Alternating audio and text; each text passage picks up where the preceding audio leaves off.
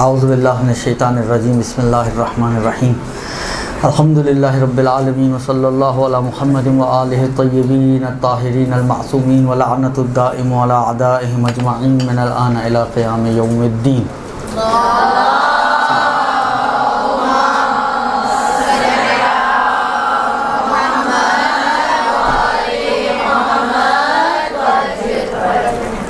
मैं कोशिश ये कर रहा था कि क्योंकि कैमरे की गर्दन भी हिलानी पड़ती है, तो ये ना ही मुझे, हालांकि मैंने खुद बोला था कि आज लगवा दीजिएगा बोर्ड, लेकिन बहरहाल अब मैं उठ के जाऊंगा तो मैं एक चार्ट पहले तो पिछली बात का बना रहा हूँ ताकि जिसको बनाना हो वो लिख ले, तो आपके लिए थोड़ा सा काम आसान हो जाएगा। उसके बाद फिर मैं अगली बात जो आपको बतानी है वो बता के फिर मैं यहाँ आके बैठूँगा।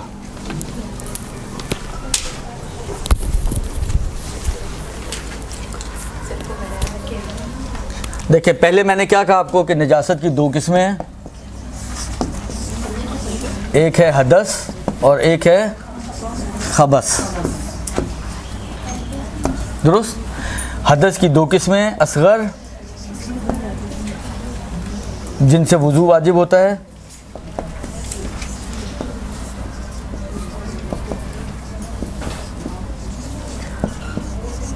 अकबर, हाँ ये भी एक अच्छा तरीका है, लिखना ना पड़े, फ्लैश मार दें, जिनसे गुस्ल वाजिब होता है। तस्वीर खींच लीजिएगा, बाद में आराम से लिख लीजिएगा।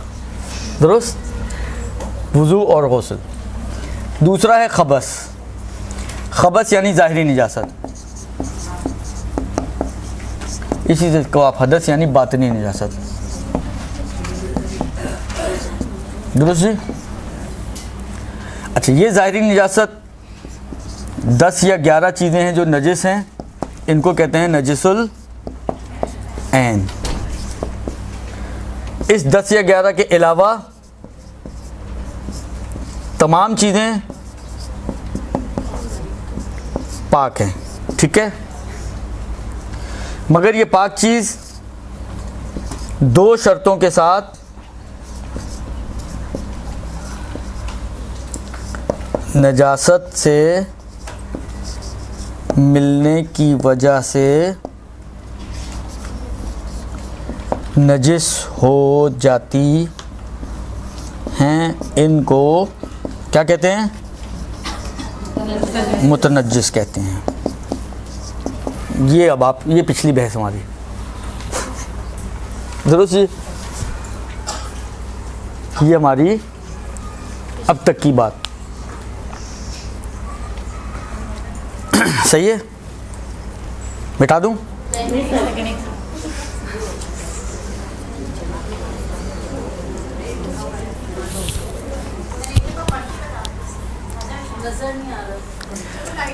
नजासत दो तरह की है, हदस और खबस। हदस यानी बातिनी निजासत, खबस यानी ज़ाहिरी निजासत, ठीक है। हदस दो तरह का होता है, या असगर है या अकबर है। हदस अकबर जिसकी वजह से वुज़ू वाजिब होता है, हदस अकबर जिसकी वजह से गुस्ल वाजिब होता है। खबस यानी ज़ाहिरी निजासत, ये 10 या 11 हैं जो नजिस हैं, इनको नजिसुल ऐन कहते हैं। इन 10-11 के अलावा जितनी भी चीज़ें हैं वो सब पाक हैं, लेकिन दो शर्तों के साथ जब किसी नजिस चीज़ से मिलते हैं तो ये नजिस हो जाती है और इनको मुतनज्जिस कहते हैं। दुरुस्त जी। अब मिटा दूँ? तो मैं अब कहाँ जाऊँ, इसके नीचे तो नहीं जा सकता जी। आप गलत जगह पे ना, आप इधर आ जाएं, सामने की साइड पे आ जाएं। ये इस साइड वाली सामने आएंगे तो नज़र आएगा सही तरह से।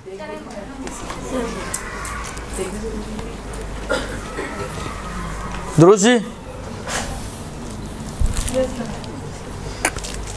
अब हमारी जो बात है ना, यहाँ से शुरू होगी, इससे, ठीक है। अब हमारी बात का महवर ये सूरत बनेगी, क्योंकि जब नजिस हो गई तो हमने कहा कि ये पाक तो हो सकती है। अब सवाल ये कि कैसे पाक होती है। असल चीज़ जो मेन टारगेट था इस क्लास का मेरे जहन में वो यही था कि ये आप तक मुंतकिल हो कि ये पाक कैसे होती हैं चीज़ें। मैंने कहा ना, इन्होंने मुझे प्रैक्टिकल का कहा था, लेकिन प्रैक्टिकल तो मेरा नहीं ख्याल कि इस क्लास में मुमकिन हो।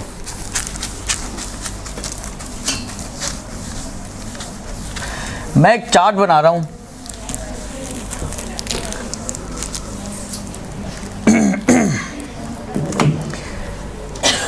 मेरा ज़ाती ख्याल ये है, खुशफहमी कह सकते हैं आप ऐसे इसको, कि अगर ये चार्ट आपके जहन में हो, इसको आप याद कर लें, अच्छी तरह से रट लें, नक्श कर लें अपने जहन में, तो सारी निजासात आपकी मुट्ठी में होंगी।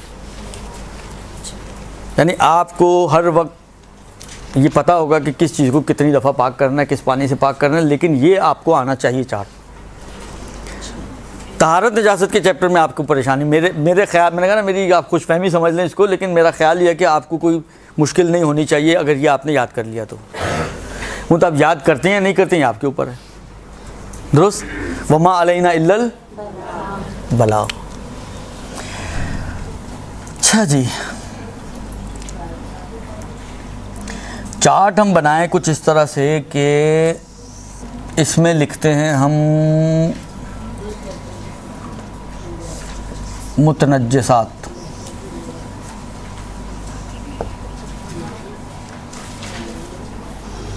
एक मिनट, या मुतनज्जिस लिख दें, ठीक है। इस रो में हम मुतनज्जिस की लिखेंगे कि हमारा मुतनज्जिस क्या चीज़, मैंने कहा ना तीनों एतबार से फ़र्क पड़ेगा। मुतनज्जिस क्या है, पानी कौन सा है, और नजासत क्या है। दुरुस्त।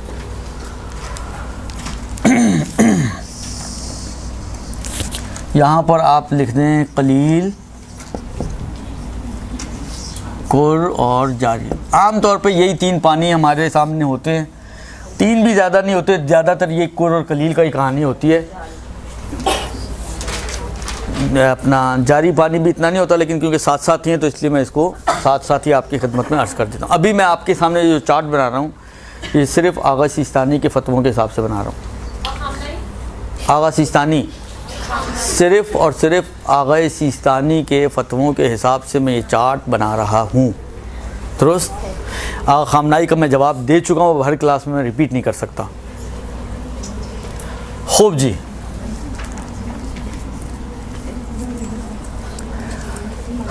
सबसे पहले बर्तन।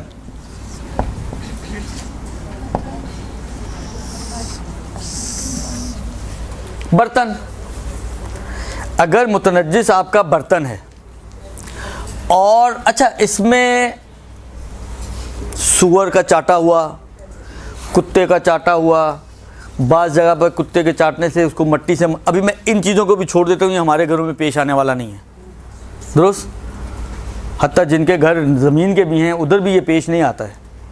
तो ना हमारे पास सूअर पाए जाते हैं, ना हमारे पास कुत्ते पाए जाते हैं। दुरुस्त। लिहाजा ये मसला पेश आता नहीं है, इसलिए मैं अभी उसको सबको छोड़ रहा हूँ। उनके यानी कुत्ते के अलावा, सूअर के अलावा शराब भी कोई इतनी राइज नहीं है हमारे घरों में कि हमारे बर्तन मिक्स हों शराब और गैर शराब वाले। शराब को भी फ़ेलन छोड़ दें। वैसे तो शराब का भी मसला यही है, लेकिन शराब को भी फ़ेलन छोड़ दें। तो कुत्ता, सूअर और शराब के अलावा कोई भी निजासत लगी हो। दुरुस्त। कुत्ता, सूअर और शराब के अलावा कोई भी निजासत लगी हो, मैं सिर्फ ये लिख रहा हूँ कोई भी निजासत। बिल्ली नजिस नहीं होती, अभी तो बताया मैंने आपको। कोई भी निजासत, बिल्ली हराम गोश्त है, नजिस नहीं है। दुरुस्त। लेकिन इस कोई भी से मुराद क्या है, उन तीन को छोड़कर आप पूरा लिखिएगा। कुत्ता, सूअर और शराब के अलावा कोई भी निजासत, ठीक, जिससे बर्तन नजिस हुआ हो तो 3 और 3 मरतबा पाक होगा। अलबत्ता इसमें इन दो में एहतियात वाजिब है।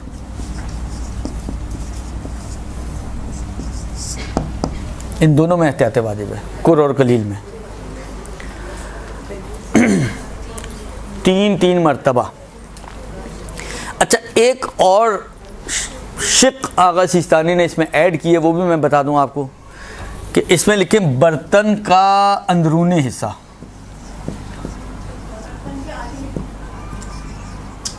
बर्तन का अंदरूनी हिस्सा,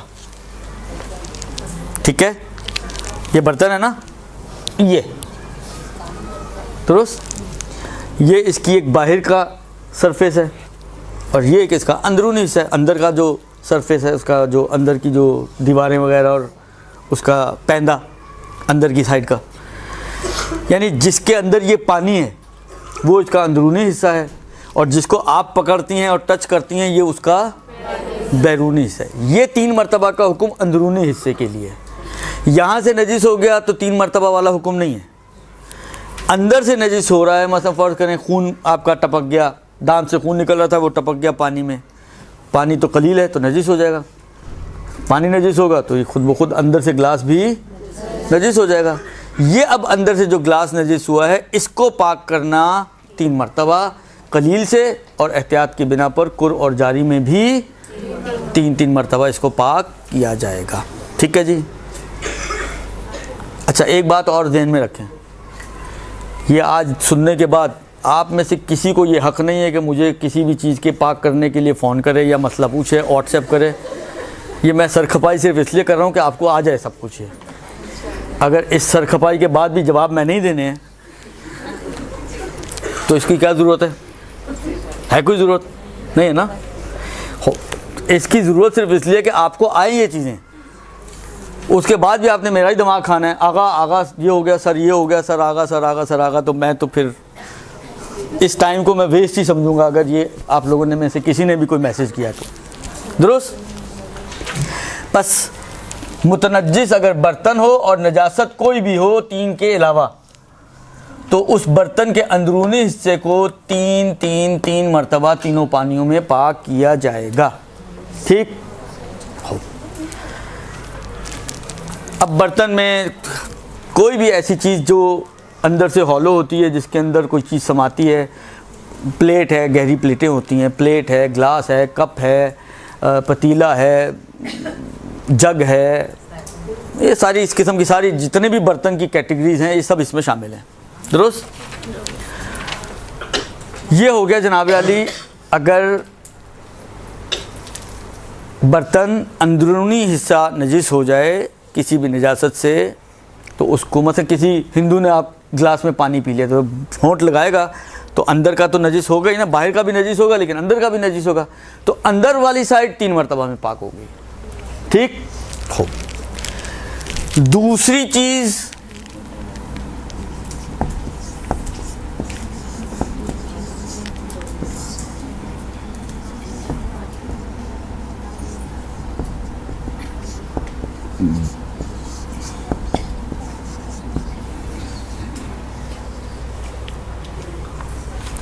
बदन या लिबास जो पेशाब से नजिस हो। अच्छा, पेशाब का एक मसला बाद में आएगा। वो बच्चा जो सिर्फ दूध पीता है, गैर दूध कोई ग़िज़ा इस्तेमाल नहीं करता, उसके पेशाब का मसला बाद में आएगा।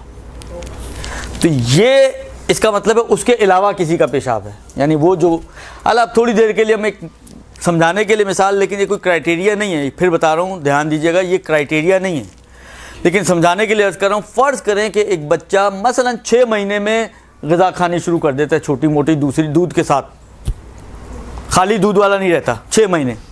तो ये जो मसला है, तो 6 महीने से ऊपर वाले बच्चे से लेकर 100 साल बच्चे तक का है। दुरुस्त।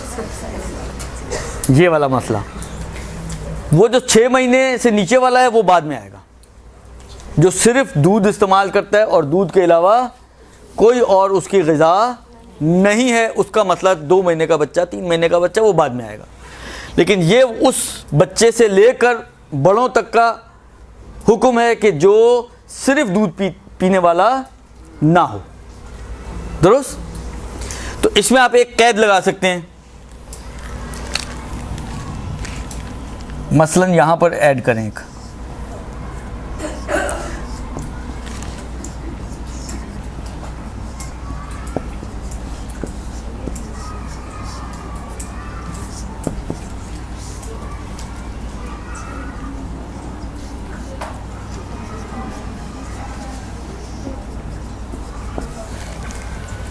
दुरुस्त जी, जो सिर्फ दूध पीने वाले बच्चे के अलावा के पेशाब से नजिस हो तो उसका हुक्म ये है।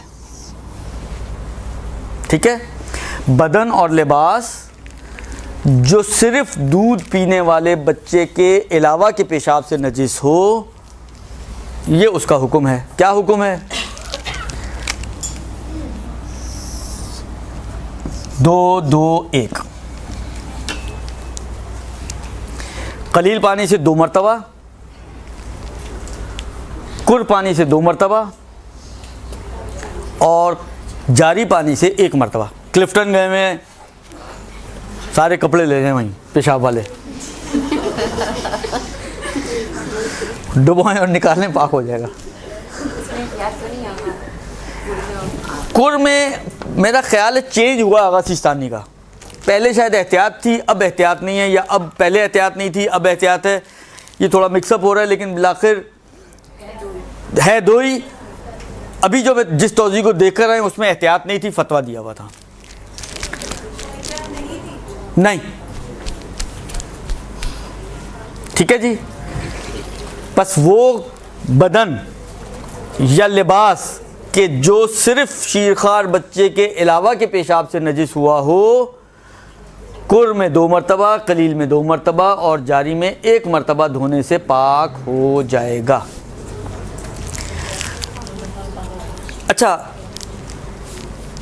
जहां पर ये लिबास है और पानी कलील है, एक शर्त और भी है इसमें, इस सूरत में जहां पर ये लिख रहा हूं, इसीलिए मैं लिबास को निचोड़ा जाए, हर दफ़ा निचोड़ा जाए।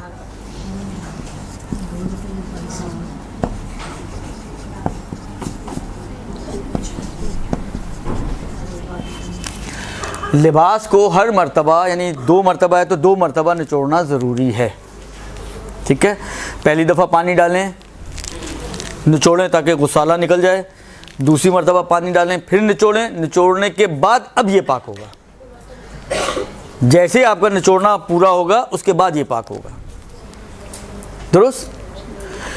कुर पानी में निचोड़ने की शर्त नहीं आगा सिस्तानी में, निचोड़ने की शर्त सिर्फ और सिर्फ कलील पानी में है, कुर पानी में निचोड़ने की शर्त नहीं है।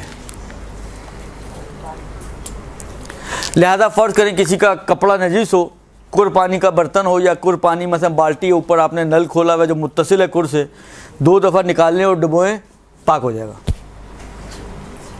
डालें, निकालें, 1 फिर डालें, फिर निकालें, 2 इसको सूखने डाल दें। अभी जो निकालने डालने वाली बात कर रहा हूँ ना मैं, अभी उस सिस्टम की बात कर रहा हूँ, इसीलिए मैंने कहा यह बाल्टी है, टब है जो मुत्तसिल बेकुर है, नल खुला हुआ है, उसी के अंदर बह रहा है, डालें निकालें, डालें निकालें, 2 मरतबा हो जाएगा। इसी को जाके यूँ ही सूखने डाल दें, पाक हो जाएगा, दुरुस्त। लेकिन यही काम कलील पानी में नहीं कर सकते आप, उसमें निचोड़ना ज़रूरी है। जब तक निचोड़, आप कहें जी मैं डाल देती हूँ खुद ही निकल जाएगा पानी, वो खुद ही निकलना भी काफ़ी नहीं है, निचोड़ना ज़रूरी है। चाहे निचोड़ें या किसी भी तरीके से प्रेस करके, बिलाखिर मैंने पहले भी आप लोगों की खिदमत में अर्ज़ किया है, ईरान में जब वो बड़ी चीज़ें धोते हैं, मतलब कारपेट धोते हैं, अब कारपेट को कौन निचोड़ सकता है आप में से? आप में से तो बहुत सौ के हाथ में अगर जीन्स की पैंट दे दी जाए तो वो भी ना निचोड़े, वो धुलने से भारी हो जाती है, दुरुस्त, वो भी ना निचोड़े आपसे। तो कारपेट तो उसके लिए कोई भोलू पहलवान चाहिए। तो वो क्या करते हैं ईरान में, नॉर्मल, ये नॉर्मल आपको मिलेगा, वो करते ही हैं कि मतलब उसको फोल्ड किया, मतलब फोल्ड करके ये बन गया ना राउंड, अब उसके ऊपर कूदना शुरू कर दें आप। एक तरीका ये है, पैर से जब उसको आप दबाएंगे तो ऑटोमेटिकली पानी निकलेगा, तो ये भी काफ़ी है। दूसरा तरीका ये कि मसलन वहाँ पर तो बर्फ़बारी होती है, तो उनके पास घर में एक चीज़ होती है जिससे वो छत से बर्फ़ उतारते हैं, वो आगे से एक समझे प्लेट टाइप की चीज़ होती है, वाइपर के डंडे के आगे वो लगाते हैं प्लेट एक, दुरुस्त। तो उसी के ज़रिए आप उसको मसलन दबा के निकाल दें, तो ये भी हो सकता है। वाइपर अगर ना टूटता हो तो उससे भी निकाल सकते हैं आप, वाइपर तो यहाँ के नाजुक से होते हैं। हाँ, बेलचा ले, कोई भी चीज़ आखिर किसी भी करना हो ना तो आप पतीले के ढक्कन से भी ये काम कर सकते हैं। वो करना अगर हो आपको तो यही काम आप पतीले के ढक्कन से भी कर सकते हैं, प्रेस करके निकालना ही है ना। कोई भी ऐसी चीज़ के जो थोड़ी सी फ्लैट हो, इस टाइप की हो, आप उससे निकाल सकते हैं। लकड़ी हो सकती है, कोई भी चीज़ हो सकती है, उसको अब चीज़ क्या हो वो अहम नहीं है, अहम है पानी निकालना, दुरुस्त।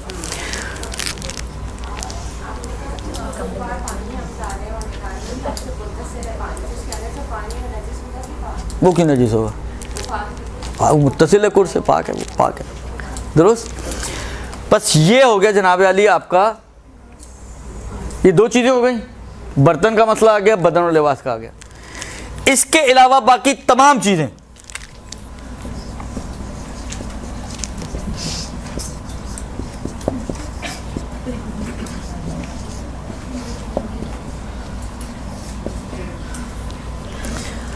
अच्छा, इसके अलावा बाकी तमाम चीज़ों में अगर आप थोड़ा सा गौर करें इस जुमले पे कि इसके इन दो के अलावा बाकी तमाम चीज़ें। अब मेरा आपसे सवाल, चले मैं आपसे सवाल पूछता हूँ, देखें आप कितना जाग रहे हैं आप लोग, दुरुस्त। मुझे ये बताएं कि अगर मेरा लिबास खून से नजीस हो जाए तो वो कहाँ जाएगा इनमें से?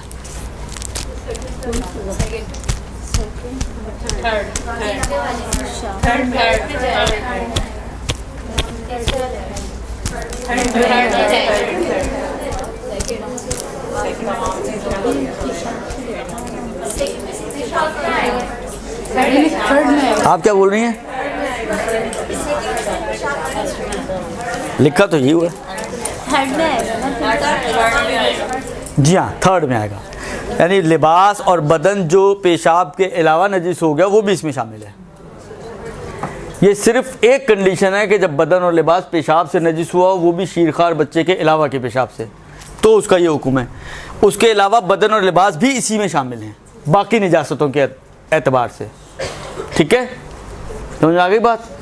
अच्छा, एक और सवाल, ये बताएं कि बर्तन का बाहर का हिस्सा कहाँ जाएगा? वो भी थर्ड में आ जाएगा। ठीक है, हाँ, बस बर्तन का अंदरूनी हिस्सा एक तरफ, बैरूनी हिस्सा इस तरफ। बदन और लिबास जो पेशाब से नजीस हुआ वो एक तरफ, और यही बदन और लिबास किसी और निजासत से नजीस हो वो इस तरफ। ठीक है, और इनके अलावा बाकी सारी चीज़ें सारी निजासतें, ये दो भी ख़ास कंडीशन के अलावा, और इन दो के अलावा बाकी सारी चीज़ें और सारी निजासतें। अच्छा, इन बाकी सारी चीज़ों में प्लास्टिक की चीज़ें भी शामिल हैं। ये मैं इसलिए बोल रहा हूँ कि बहुत से लोगों के जहनों में पता नहीं ये गलतफहमी है कि प्लास्टिक के बर्तन पाक नहीं होते। क्यों नहीं पाक होते? क्या वजह पाक ना होने की? उन्होंने क्या ये जम्बिन को तिलत क्या बिगाड़ा है आपका कि वो पाक ना हो सकें? दुरुस्त। बस प्लास्टिक के बर्तन भी पाक हो सकते हैं, वो भी सब इसी में, बर्तन है तो इसमें और बाकी इसमें। प्लास्टिक की वो आइटम्स जो गैर रस बर्तन हैं वो इसमें, और प्लास्टिक की वो आइटम्स जो बर्तन हैं वो बर्तन के अहकाम में जाएगा। अब ये बर्तन चाहे प्लास्टिक का हो, चाहे चीनी का हो, चाहे बिलाखिर कांच का हो, XYZ किसी भी चीज़ का हो, उसका हुक्म यही है। अंदरूनी हिस्सा 3 मरतबा, बैरूनी हिस्सा 1 मरतबा, दुरुस्त। और गैर बर्तन सारी चीज़ें इसमें आ जाएंगी।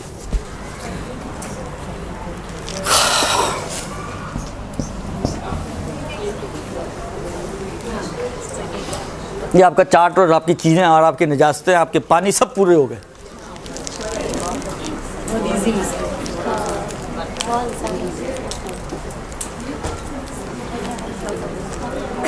अब मैं आपसे एक सवाल करूं, कारपेट नजीस हो गया, अब कहाँ जाएगा ये बताएं?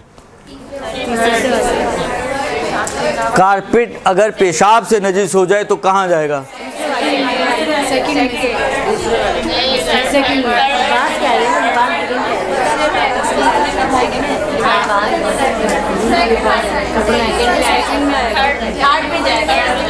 अच्छा, सेकंड वालों से मेरा सवाल है, अभी बड़ी सर्दियां गुजर रही थी तो कारपेट पहना आप लोगों ने? मगर कारपेट लिबास है क्या? तो फिर क्यों थर्ड सेकंड में जाएगा? थर्ड में पेशाब, मैंने तो साथ इतना बड़ा लिखा है बदन और लिबास, और साथ ये भी बताया कि बदन और लिबास के अलावा पेशाब वाली सारी चीज़ें इसमें जाएंगी। रुई का गद्दा हो, फॉर्म का गद्दा हो, गद्दा लिबास भी नहीं है और इत्तफाक से बदन भी नहीं है।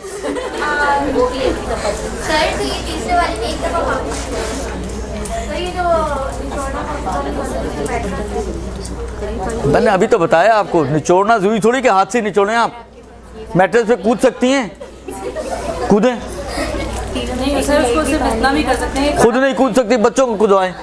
अगर खड़ा कर दें और तो उसका पानी नजिस निकल जाए, वो काफ़ी नहीं है। अभी तो बताया कि खाली लटका दें तो काफ़ी नहीं है ना जी। एक मिनट प्लीज़, ज़रा एक मिनट।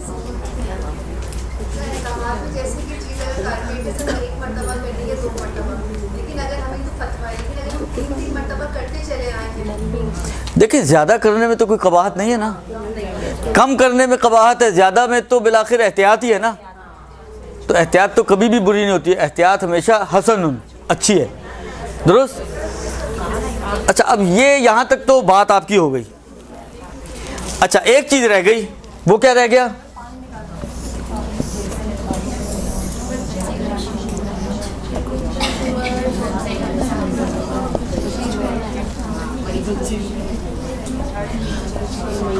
शीरखार बच्चे का पेशाब, सिर्फ शीरखार बच्चे का पेशाब, यानी जो सिर्फ और सिर्फ दूध पीता हो।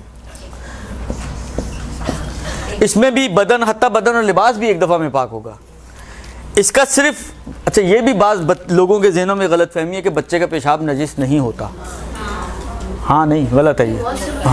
हाँ ये गलत फहमी है लोग। बच्चा जैसे ही उसने इस दुनिया में कदम रखा और कदम रखते ही जो पहला पेशाब वो करेगा वो भी नजिस है। बता रहा हूँ वो भी नजिस है। यानी पेशाब के अंदर कोई एक्सेप्शन हमारे पास नहीं है कि इल्ला ये, इंसानों की बात कर रहा हूँ मैं, दुरुस्त। इंसान चाहे वो एक लम्हे पहले पैदा हुआ और पैदा होते ही पहला काम जो उसने किया वो यही किया, दुरुस्त, उसका भी पेशाब नजिस है। या 100 साल बच्चा हो, उसका भी पेशाब नजिस है। पेशाब में कोई एक्सेप्शन नहीं है। सिर्फ अगर फ़र्क है तो इस जहत में कि अगर बड़े का है तो वो 2-2 मरतबा में पाक होगा, और छोटे का है यानी शीरखार का है तो वो 1-1 मरतबा में पाक होगा। एक ये फ़र्क है। दूसरा डिफरेंस ये आता है कि ये कलील पानी में इसको निचोड़ना होता है, इसको निचोड़ने की भी ज़रूरत नहीं है। बस ये 2 डिफरेंसेस हैं। एक्सक्यूज़ मी सर, अगर जैसे खारपीट है इसके यहाँ पे पेशाब है तो हम इस तरह कर सकते हैं कि इसके ऊपर वो डाल के पानी और अलग से कपड़ा लेकर आए उसको खुश करें, इससे ये इस तरीका पानी बहना चाहिए, पानी बहना चाहिए, वो अभी मैं अर्ज़ करता हूँ, दुरुस्त। पेशाब जो सिर्फ शीरखार बच्चे का है और उससे बड़े बच्चे के पेशाब में सिर्फ 2 फ़र्क हैं, 2 डिफरेंसेस हैं। एक ये कि इसके अंदर 1 से ज़्यादा मरतबा वाजिब नहीं है, धो लें तो हरज भी नहीं है, लेकिन 1 से ज़्यादा मरतबा ज़रूरी नहीं है।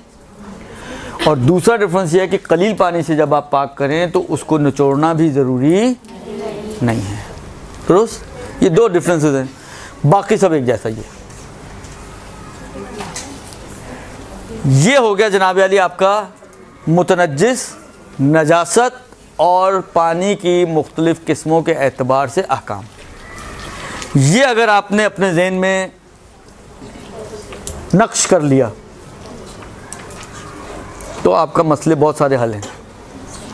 यानी घर में आपका ये है ना, आपके ज़हन में अगर ये चार्ट हो तो आपको परेशान नहीं होना, बर्तन नजिस हो गया तो कितनी दफ़ा पाक करना है, किसको फ़ोन करना है, किससे मसला पूछना है, किसको व्हाट्सएप करना है, किसकी जान खानी है, किसी भी चीज़ की ज़रूरत नहीं है। घर में जैसे होता है ना, बच्चे बीमार होते हैं, कोई बीमारियों ने पेशाब वगैरह की जैसे होता है, बीमारी आती है, तो अगर बच्चे कम धो रहे, लेकिन हमारे पास करी नहीं कि पूरे पानी से बाल्टी में नल चल रहा है, तो हम इसे 2 बार इस तरह कर ले तो आप बगैर मजबूरी के भी कर सकते हैं। इतनी मजबूरी वाला केस क्यों बना रही हैं?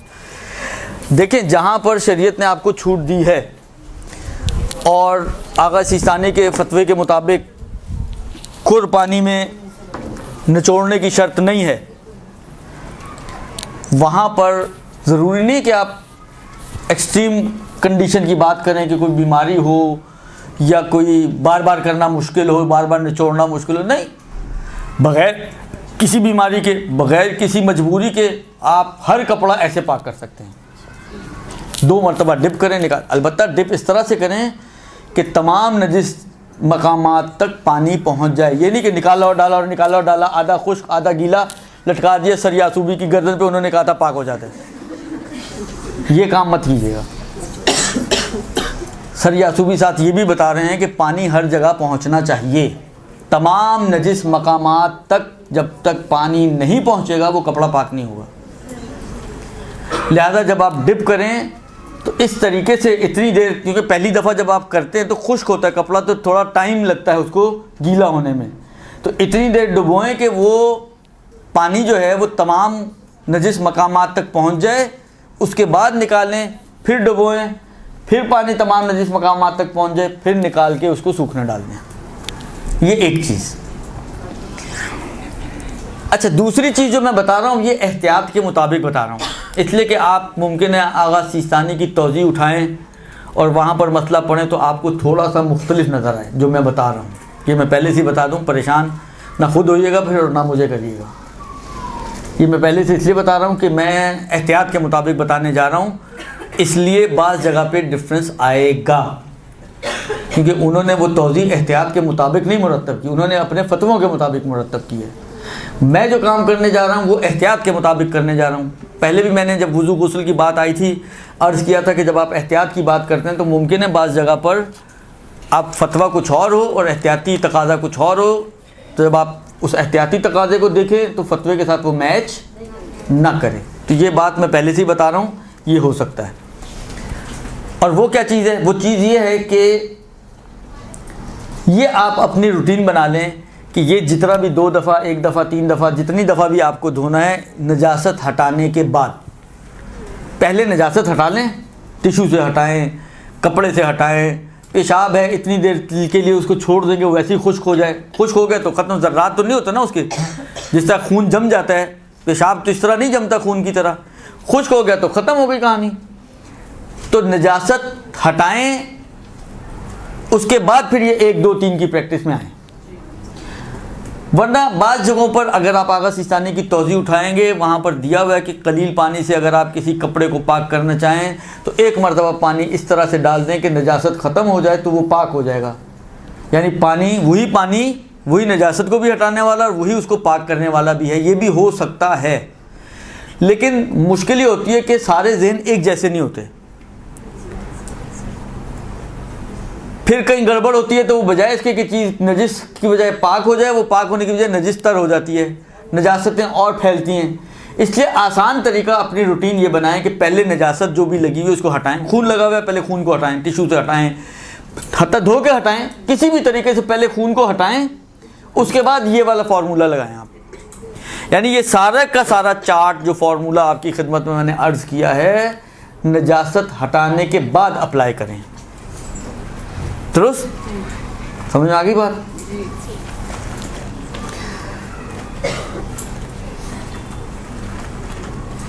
अब मैं चाह तो ये रहा था, टाइम इतना बचा नहीं है। 1 मिनट पहले सवाल देखूं क्या, बर्तन काफिर के इस्तेमाल वाले का मसला क्या सूअर या कुत्ते वाला होगा?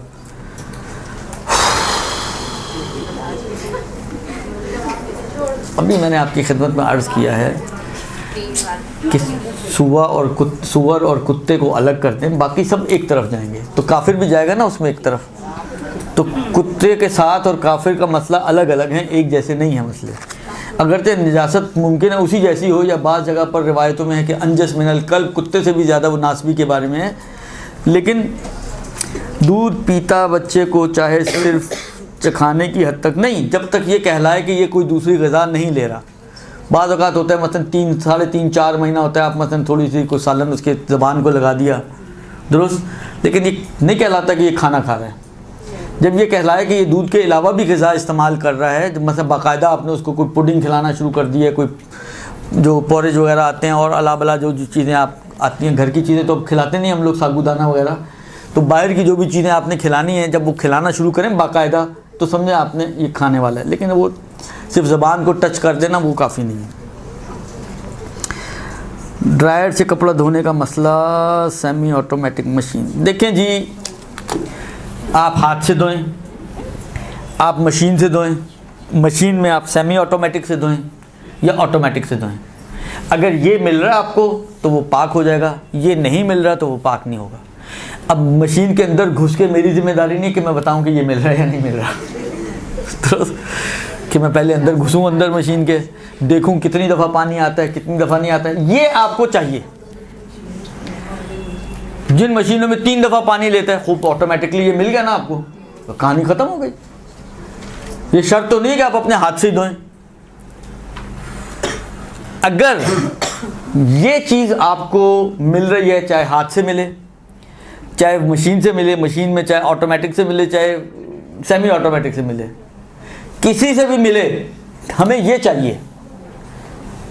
अगर ये मिल गया तो वो कपड़ा पाक हो जाएगा।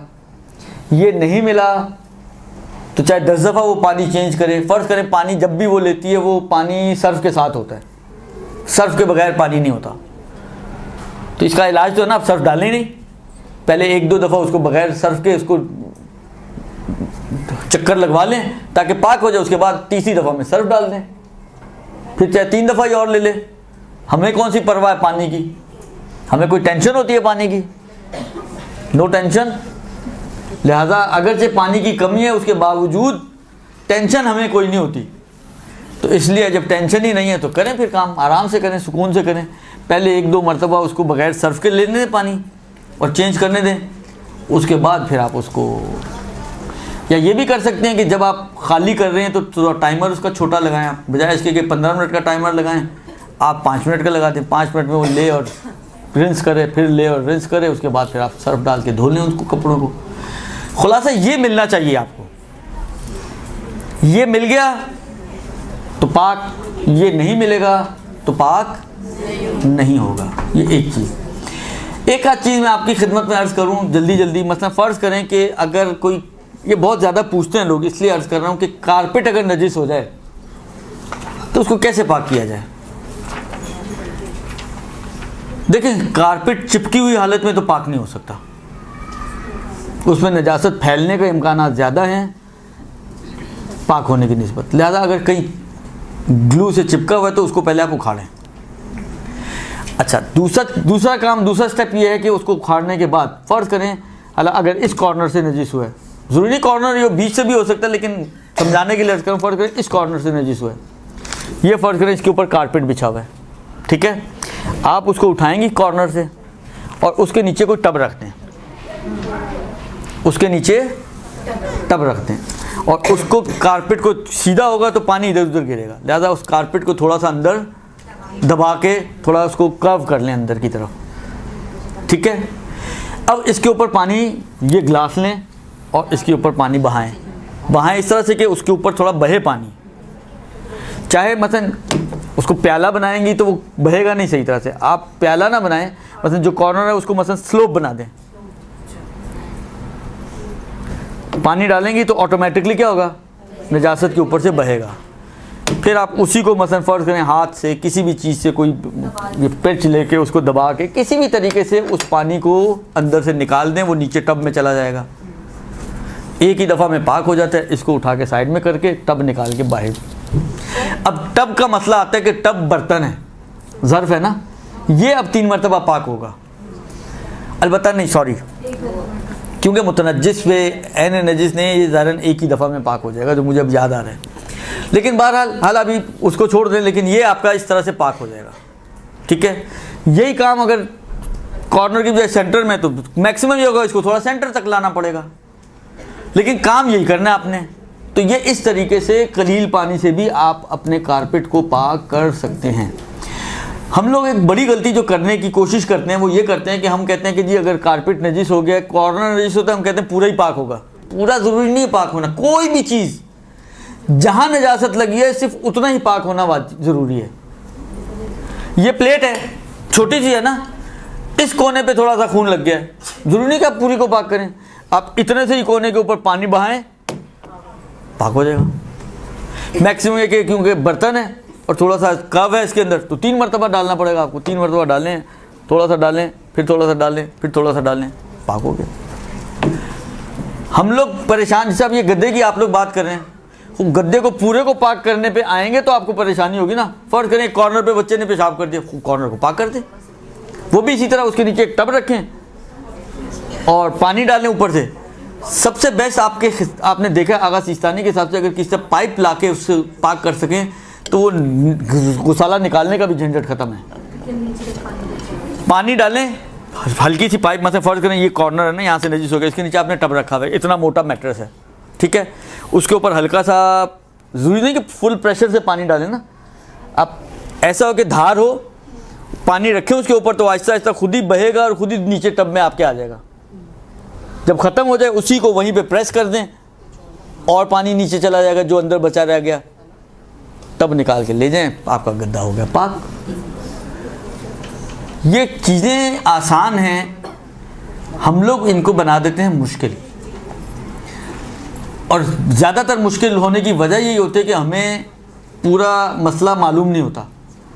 छोटा सा मसले का हिस्सा सुना हुआ होता है और उसी के ऊपर हम चाहते हैं पूरे गद्दे को कैसे अपने पाक करें, और वो पूरा गद्दा पाक करना मुश्किल। हाँ, कभी ये भी होता है कि बच्चा माशाल्लाह फ्री स्टाइल रेसलिंग खेलता है सोते वक्त, कभी इधर कभी उधर कभी उधर कभी उधर, पेशाब से पूरा गद्दा ही नजीस हुआ है, ये भी हो सकता है। तो उसका फिर आसान तरीका मैं आपको ये बताऊं, थोड़े से पैसे खर्च करें, चेंज कर लें गद्दा। जब बच्चा पॉटी ट्रेन हो जाए, जब बच्चा इस काबिल हो जाए कि अब इसने और कुछ नहीं करना, तो थोड़ा सा डिफरेंस लेके जो भी लेते हैं ये गद्दा ही चेंज कर ले, तो झंझट ही ख़त्म हो जाए आपके लिए, टेंशन फ्री। क्योंकि इसको जब आप धोने बैठेंगी, अगर रुई का गद्दा है तो बिलाखिर रुई ख़राब होगी, फिर आपको इसको दोबारा से बनवाना पड़ेगा। मैट्रेस दूसरा है, फॉर्म का है तो भी है। देखिए पाक हो, ऐसा नहीं कि पाक नहीं हो सकता, पाक ये भी हो सकता है। पाक करने का तरीका इसका यही है, आप सारे को गीला करें कुर पानी से, तो निचोड़ने की भी ज़रूरत नहीं है। और गद्दा है, लिबास भी नहीं है, लिहाजा एक दफ़ा में पाक हो जाएगा। बस एक दफ़ा पाइप खोल के सब पे ऊपर छत पे डाल दें, 4 दिन 5 दिन 6 दिन, जब धूप लगेगी ठीक ठाक खुश्क हो जाएगा, नीचे ला के वापस बिछा लें। इसमें कौन सा मुश्किल काम है। तो हो वो भी सकता है पाक, लेकिन अगर कोई झंझट ना करना चाहे, देखिए मैं हमेशा कहता हूँ या जान लगाएं या माल लगाएं, कोई एक चीज़ तो लगानी पड़ती है। या जान लगा लें तो पाक कर लें तो पैसे बच जाएंगे, या माल लगा लें चेंज कर लें तो जान बच जाएगी। कोई एक चीज़ बिलाखिर आपको खर्च करनी पड़ेगी। अब जो आपके लिए अफोर्डेबल हो खर्च करना वो खर्च कर लें। जान खर्च करना आपके लिए आसान है, जान खर्च कर लें। माल खर्च करना आसान है, माल खर्च कर लें, चीज़ बिलाखिर आपकी पाक हो जाएगी। सल्लल्लाहु अलैहि वसल्लम। जी